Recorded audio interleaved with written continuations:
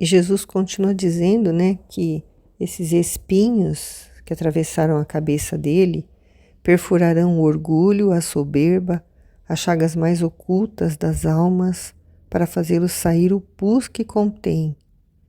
E os espinhos em meu sangue o curarão e lhes restituirão a coroa que o pecado lhes havia tirado. Então, Jesus passou por esse sofrimento, né, da coroação de espinhos, e não foi só uma vez, né, que ele foi coroado de espinhos. Quando nós lemos o livro das 24 horas da paixão, que a Luísa, né, escreveu, porque ela viveu ali, ela participou, né, espiritualmente. Jesus fez com que ela, né, estivesse ali presente, né, passo a passo ali, caminhando junto com Jesus. Nos momentos em que Jesus foi coroado de espinhos na primeira vez, foi aquela vez que nós todos conhecemos já, né, que Jesus foi levado, né, pelos algozes, né, colocaram uma coroa de espinhos nele, um cedro, né, como uma coisa como se fosse um cedro de um rei, um manto, né, púrpura, um manto vermelho. E aí eles reverenciaram a Jesus zombando, né, riram dele e bateram nele e ainda bateram na coroa de espinhos para ela aprofundar mais ainda, né, na cabeça dele. E aí, quando terminaram de fazer isso, eles precisavam tirar aquela roupa que eles colocaram em Jesus para poder colocar uma roupa limpa, né, que não estivesse suja de sangue, para apresentar ele para Pilatos. Então, ao arrancarem a roupa dele para pôr outra branca, né, para a roupa de louco lá que pediram que colocasse nele, ele ao arrancarem a roupa, arrancaram a coroa junto e depois colocaram novamente. Então foi a segunda vez que foi colocada a coroa de espinhos na cabeça dele. E o terceiro momento foi também no momento de tirar a roupa dele lá, quando ele ia ser colocado na cruz. Ele não ia ser colocado de roupa. Então precisaram tirar a roupa e novamente arrancaram a coroa junto com a roupa, sem nenhuma dó. Arrancaram com violência. E depois fincaram novamente, pela terceira vez, a coroa de espinhos na cabeça de Jesus.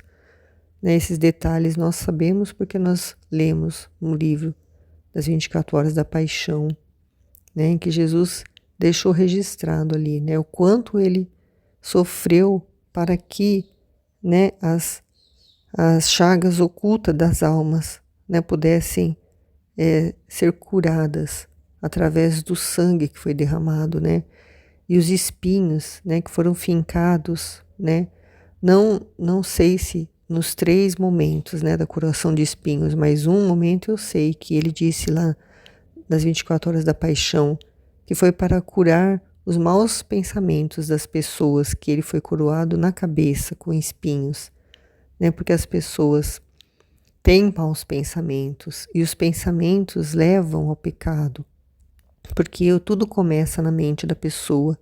Quando um homem, por exemplo, né, uma mulher também, mas um exemplo de um homem, quando ele trai uma mulher, aquilo ali já começou na mente dele, né? Começou com pensamento numa outra pessoa e foi alimentando aquele pensamento até ele começar a conversar com a pessoa, aí foi alimentando o pensamento, a ideia de ficar com aquela pessoa, a ideia de deixar a esposa, foi amadurecendo aquele pensamento na cabeça dele, né? E aí que quando ele deixou a esposa e a família, os filhos, foi só apenas a conclusão de tudo aquilo que já estava na mente dele. Então, o pensamento é muito perigoso quando a pessoa começa a dar atenção para o pensamento dela e ela não tem conhecimento do pensamento de Deus, né? Ela até sabe que aquilo ali é errado, mas ela não sabe o quanto Jesus sofre com uma alma que está no pecado. É ele que sofre dentro daquela alma.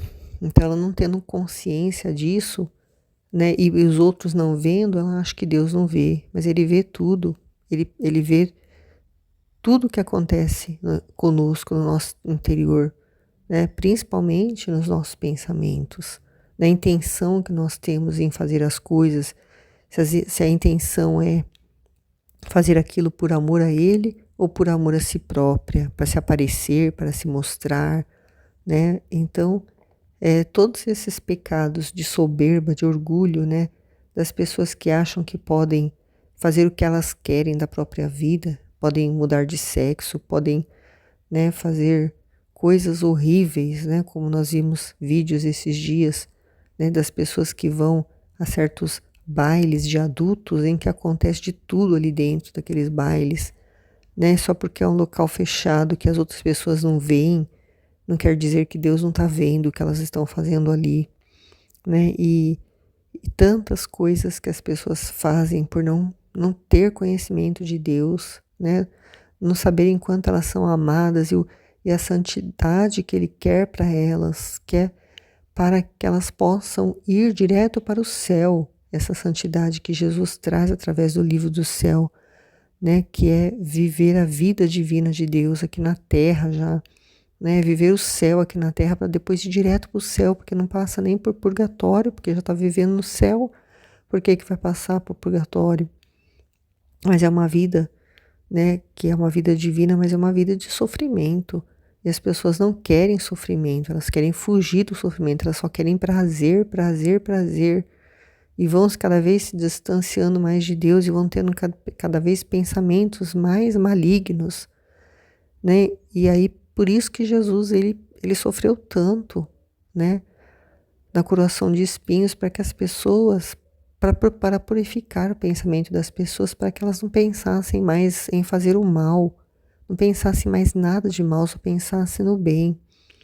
E aí, esses espinhos, né, vão perfurar o orgulho e a soberba das pessoas que acham que podem viver sem Deus. Vai chegar um momento que elas vão, esse pus, né, que contém, né, essas coisas, essas chagas, as chagas mais ocultas das almas, para fazer sair o pus que contém, os espinhos e o sangue de Jesus curarão.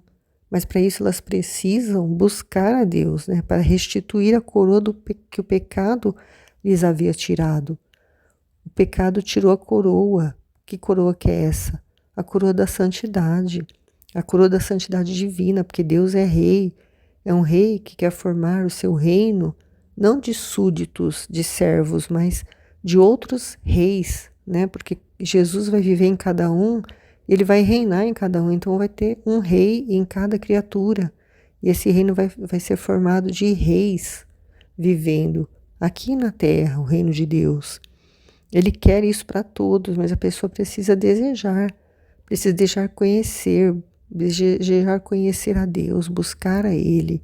Enquanto as pessoas estiverem na soberba e no orgulho, né, só vai sair esse pus mesmo de dentro delas. Elas vão expor só as misérias dela, como a gente está vendo acontecer no mundo.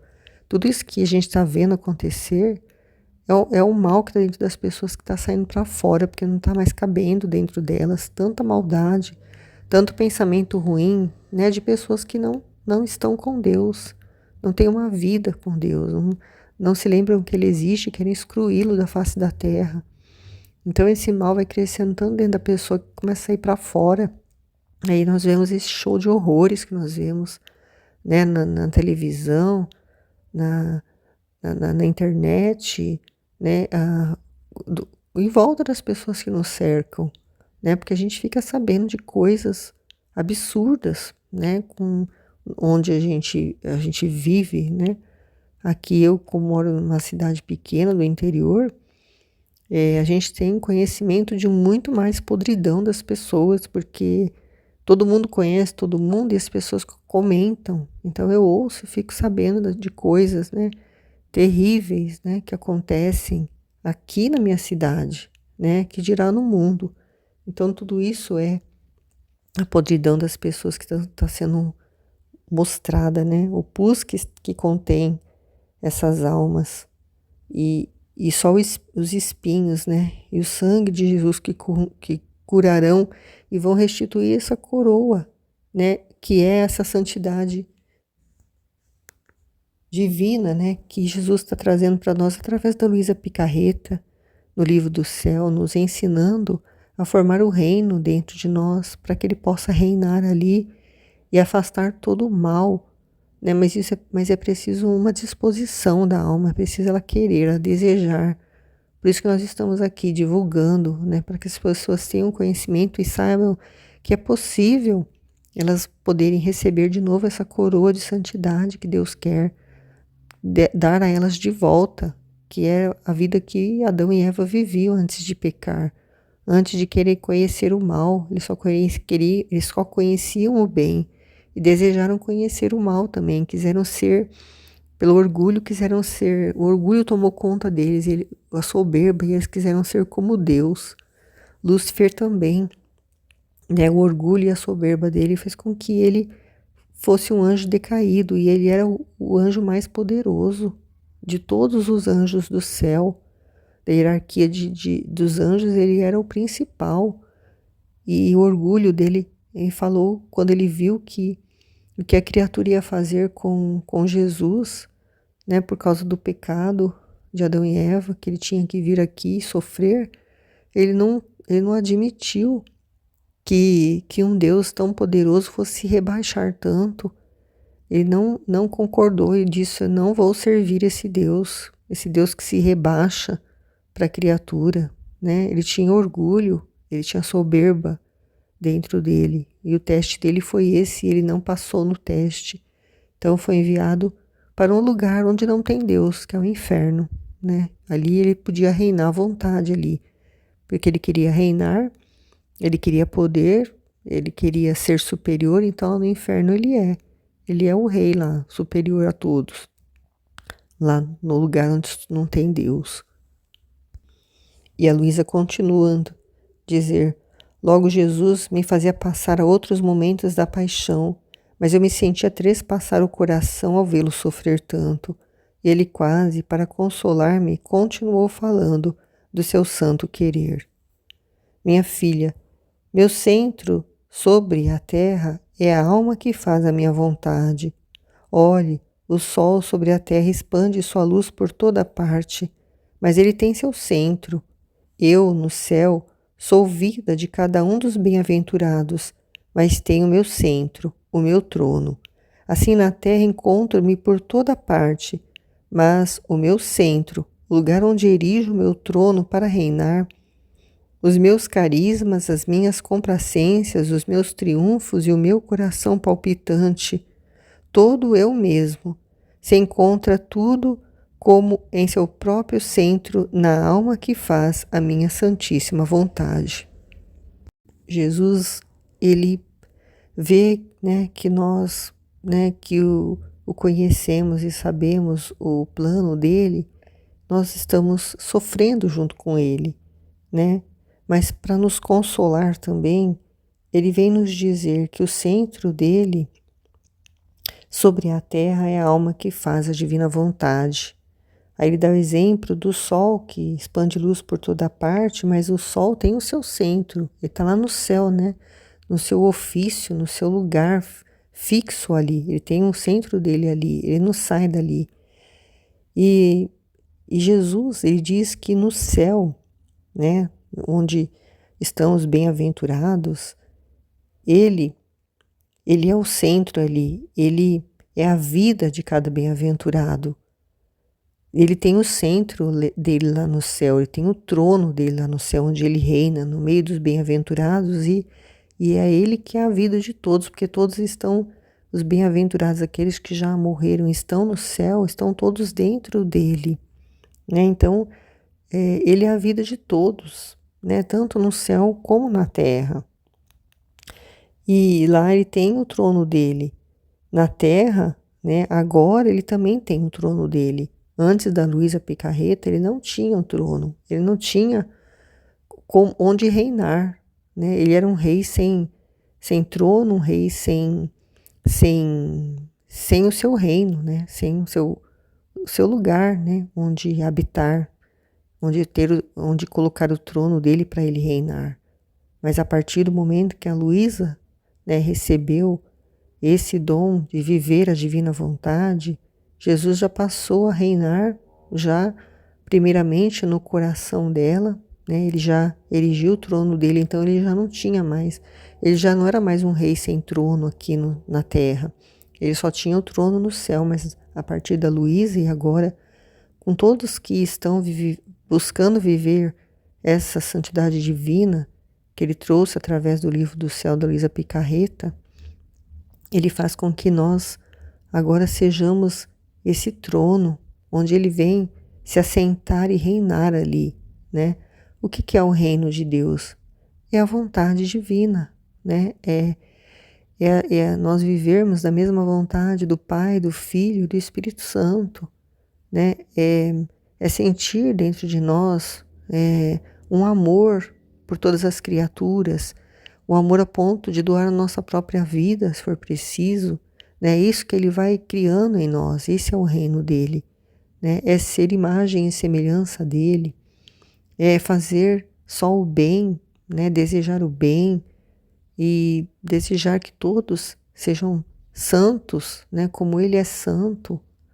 Nós, primeiro que estamos aqui, né, em contato direto com essas luzes, né, de conhecimento sobre esse querer divino, para depois levar para outras pessoas, para que elas possam também formar o reino dele em seus corações, né, primeiramente, para depois o reino se expandir a ponto de dele ter um reino, né, formado aqui na Terra, né, em cada alma, né, não é um lugar o reino é dentro de cada um. Em cada um ele vai colocar um trono dele e vai reinar. Ele diz: todo eu mesmo se encontra tudo como em seu próprio centro na alma que faz minha santíssima vontade. Tão fundida está comigo essa alma que se faz inseparável de mim, e toda a minha sabedoria e a minha potência não sabem encontrar meios como separar-se minimamente dela. Todo ele mesmo, né? A vontade dele é ele mesmo, né? Se encontra em no próprio centro da alma que faz a santíssima vontade dele. Quando a alma tem essa consciência, né, depois de meditar, né, nesses trechos, ela tem consciência de que ela está vivendo a vontade divina, está crescendo, caminhando para poder cada vez mais esse reino crescer dentro dela, né? Então, ali ele forma o próprio centro da vontade dele, naquela alma que deseja isso. Porque essa alma está tão fundida com ele, tão unida a ele, né, que se torna inseparável dele. E toda a sabedoria e a potência dele estão nessa alma, que não sabe se separar dessa vontade divina, porque sabe que aquilo ali é o plano de Deus, que aquilo ali é a vontade dele que vai se cumprir, né? Que ele quer que nós retornemos à ordem e quer que nós vivamos da mesma forma que Adão e Eva viviam antes de pecar. Ele quer, né, acabar essa obra dele, completar essa obra dele que está como que em suspensa, né? Até que todos tenham esse conhecimento para que o reino dele aconteça verdadeiramente. E ele só está esperando, né, todos aqueles que vão, né, receber esses ensinamentos também desejarem e viverem essa vida divina, essa santidade divina, esse querer divino, viver nessa união com ele. Depois continuou: o amor tem suas ânsias, os seus desejos, os seus ardores, as suas inquietações. A minha vontade é repouso perpétuo. E sabe por quê? Porque o amor contém o princípio, o meio e o fim da obra. Portanto, para chegar ao fim, suscitam-se as ânsias, as inquietudes, e nestas muito de humano se mistura e de imperfeições. E se não se unem passo a passo a minha vontade e o amor, pobre amor, como fica desonrado, mesmo nas maiores e mais santas obras. Todas as pessoas conhecem o amor de Deus, elas sabem que o amor dele é imenso. Mas nesse amor, né, da forma humana como as pessoas veem esse amor de Deus, ele diz que esse amor tem as ânsias, os desejos, os ardores, as inquietações. Porque por mais que a pessoa ame a Deus e sabe que ela é amada por Deus, ela não estando vivendo na divina vontade, ela não consegue esse repouso, né? Ele diz que a minha vontade é repouso, porque o amor contém o princípio e o meio e o fim da obra. É o amor que ele tem pela criatura a ponto de querer que ela seja da forma como ele a criou, imagem e semelhança dele, para possuírem o mesmo amor de Deus, né? Porque o amor que as criaturas elas querem dar a Deus é o amor delas mesmas. Mas quando nós temos consciência que nós não somos nada, nem capazes de amar a Deus, que nós só podemos amar a Ele recebendo o amor dele, devolvendo esse mesmo amor dele para Ele. Então, por isso que o amor dele é o princípio, o meio e o fim de toda a obra, porque é o amor dele, né? Não é o nosso amor humano que nós, né, queremos retribuir a ele. Isso nós só temos compreensão quando nós estamos tendo conhecimento aqui dessas verdades que Jesus traz no livro do céu. Porque muito de humano se mistura, né, em muitas imperfeições, né, se misturam a esse amor que ele diz que é o princípio, o meio e o fim da obra, né? Para se chegar a essa finalidade desse amor dele, é preciso-se muitas ânsias, precisa ansiar muito, né, viver essa vida divina, né, essas inquietudes da nossa alma, né, essas dúvidas que nós temos, essas, né, questionamentos, né, tudo ele explica para nós quando nós estamos nessa união verdadeira, né, vivendo da vontade divina dele. Ele vem esclarecer tudo, né, e aí que a nossa alma ela encontra esse repouso, né, e Jesus também encontra esse repouso nessa alma, porque essa alma compreende tudo o que acontece, compreende o amor verdadeiro, né, de Deus. E aí, se a pessoa se une, né, fica só na vontade humana dela, esse amor, ela vai fazer com que o amor de Deus fique desonrado. Então é preciso que se una passo a passo a vontade dele e o amor, né, para que o amor não fique desonrado, né, mesmo nas maiores e santas obras.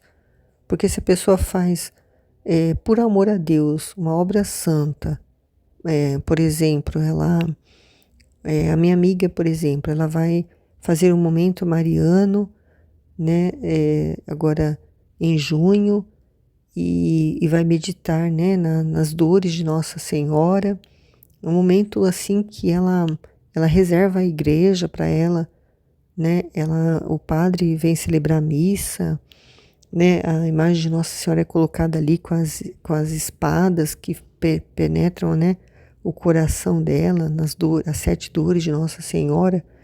Então é uma obra santa, né, ela está fazendo uma coisa que é muito valiosa para Deus. Só que seria muito mais se ela estivesse fazendo isso na vontade divina, porque a inspiração seria de Deus, não partiria dela, né? Porque é ela que quer fazer, porque ela acha que é necessário fazer, que é importante fazer. Não, Deus não é que Deus não aceita e despreza isso, não. Mas teria um valor muito, muito maior, muito mais santo, muito mais valioso para ele se ela estivesse fazendo isso na divina vontade. Se ela tivesse rezado, conversado com Jesus, perguntado para ele, né, se era essa a vontade dele, né, e ele ia mostrar para ela de alguma forma que era ou que não era. E aí ela estaria vindo dele também, né? Ele que ia inspirar ela a fazer. né? Não ia ser um desejo dela mesma, né? Eu não sei se eu explico bem essa diferença entre a pessoa querer fazer a própria vontade e viver da vontade divina, que é esperar que venha de fora as coisas que Deus quer que nós façamos, né? Não parte de nós, de uma vontade nossa de querer fazer. E aí ele diz então também que, em troca, minha vontade opera em um ato simples, dando à alma toda a atitude da obra à minha vontade. Enquanto a minha vontade obra, a alma repousa. Portanto, não obrando a alma, mas a minha vontade nela, não há ânsias nem inquietudes e está livre de qualquer imperfeição. É exatamente isso que eu acabei de dizer, né? A vontade de Deus, ela opera em um ato simples, dando à alma toda a atitude da obra à minha vontade, né? Então, a atitude da criatura, né, de fazer alguma coisa vai ser inspirada por Deus, vai ser através de alguém que vai falar, né? O padre ia pedir para ela, ou alguma outra pessoa ia fazer com que chegasse ao ouvido dessa pessoa que era a vontade de Deus que acontecesse aquele momento mariano lá na igreja.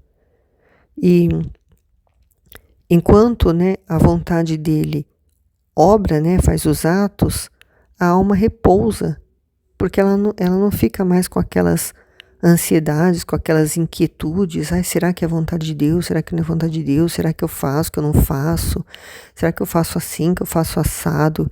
Que eu reservo a igreja, o que eu faço, né? Aquelas inquietações, aquelas dúvidas, aquelas perturbações, não acontece, né? A vontade dele repousa na alma, a alma fica em paz. E não obrando a alma, mas a minha vontade, né? Então não é a alma que vai fazer as coisas, mas é a vontade dele que vai fazer com que aconteça, né? Nessa alma, nessa pessoa, tudo o que ele quer que aconteça. Então não há ânsias nem inquietudes e está livre de qualquer imperfeição, né? Porque o ato mais perfeito que a pessoa possa fazer, né, de uma obra santa, mas se não estiver unida à vontade de Deus, não tiver essa consciência de que é a vontade de Deus realmente que ela faça aquilo, né, ela não vai estar livre de ânsias e inquietudes. A alma que vai estar com dúvidas, né, sempre se aquilo realmente, né, ficou bom do jeito que Deus queria, né? É exatamente isso que Jesus disse aqui, ó, enquanto a minha vontade obra, a alma repousa, né? Enquanto Jesus está fazendo a vontade dele acontecer na vida da pessoa, ela está vivendo essa vida divina, né? Unida à vontade de Deus, a alma está repousando. E a alma não fazendo, né, a vontade dele nela, então, fazendo a dele, não há ânsias nem inquietudes e está livre de qualquer imperfeição, porque ela vai ficar perfeita, porque é Deus que está fazendo, de acordo com a vontade dele. Então vai ficar perfeita a obra. Mas se a obra é feita só com a vontade humana, né, porque ela quer fazer, então nunca vai ficar perfeita para Deus, por mais que ela possa caprichar, por mais que ela possa ter boa intenção, né, nunca vai ficar perfeita para Deus. Né? E as pessoas não têm esse conhecimento, porque elas não têm o conhecimento da divina vontade, da vontade de Deus que Ele quer, né, realizar na vida de cada criatura. E é uma vida muito mais tranquila, porque são feitas ele diz, minha vontade opera em atos simples, né? É simplicidade, é Ele mesmo, né? Ele que é simples, Ele que é puro, Ele que é perfeito, é Ele mesmo que vai realizar as coisas, né? Nós só vamos, né, dar a nossa vontade, unir a nossa vontade à vontade dele, e as coisas vão acontecer, né, da forma perfeita, como ele é perfeito. Amém? Fiat.